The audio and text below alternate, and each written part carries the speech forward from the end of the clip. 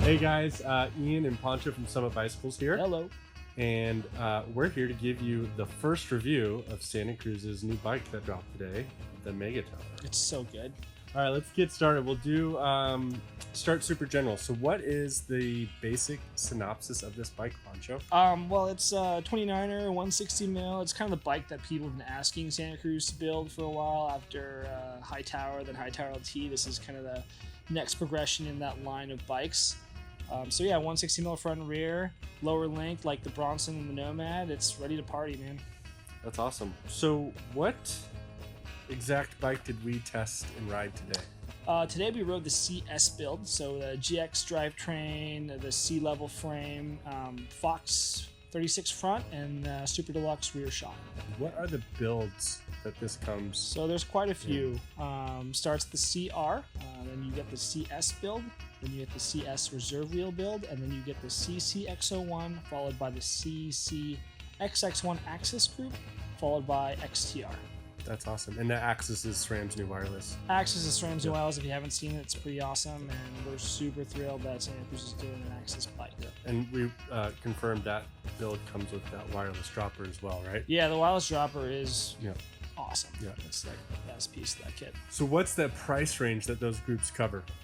So at the bottom of the CR, it starts at $4,500, and all the way to the tip top end, it's $10,500. So last two details on the build: what sizes are available and what are the color options? Yeah, it comes in a small through double extra large, so it fits most people, and it comes in this for service green that we had and blackout, which is your matte black. That's awesome.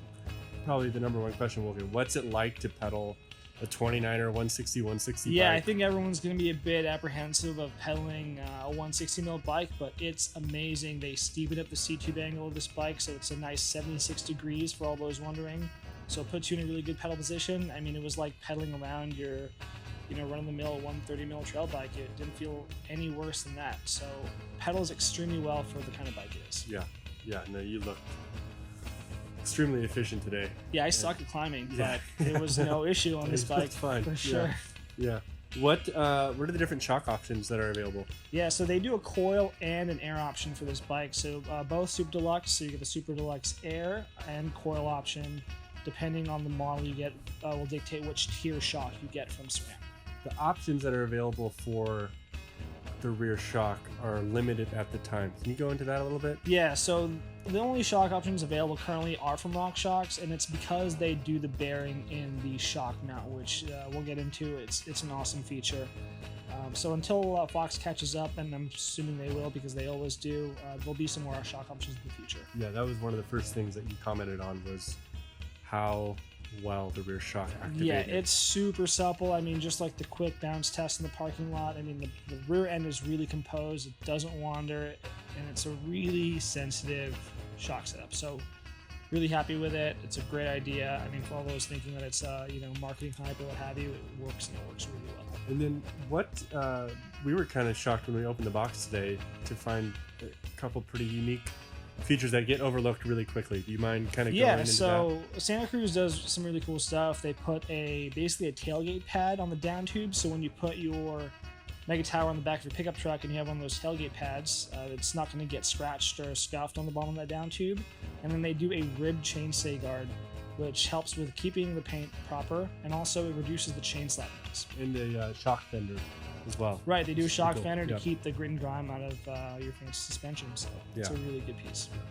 And there's actually two flip chips on this bike, is that right? Yeah, that's correct. The first flip chip is in the rear dropout, which lets you adjust the chainstay length between 435 and 445 millimeters, so a 10 mil adjustment plus or minus. And then what about the flip chip for the head tube angle? Yeah, so that's also in the shock mount.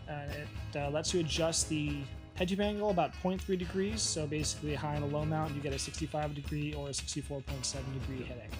We were curious about the reach when we looked that up. What's the reach on the large? Yeah, that's another thing people were asking for, is a longer reach version of the Hightower LT, and this large that we rode today has a 470 mil reach, so plenty long. It's nice and roomy. I like a really long cockpit, and it's more than enough room in there.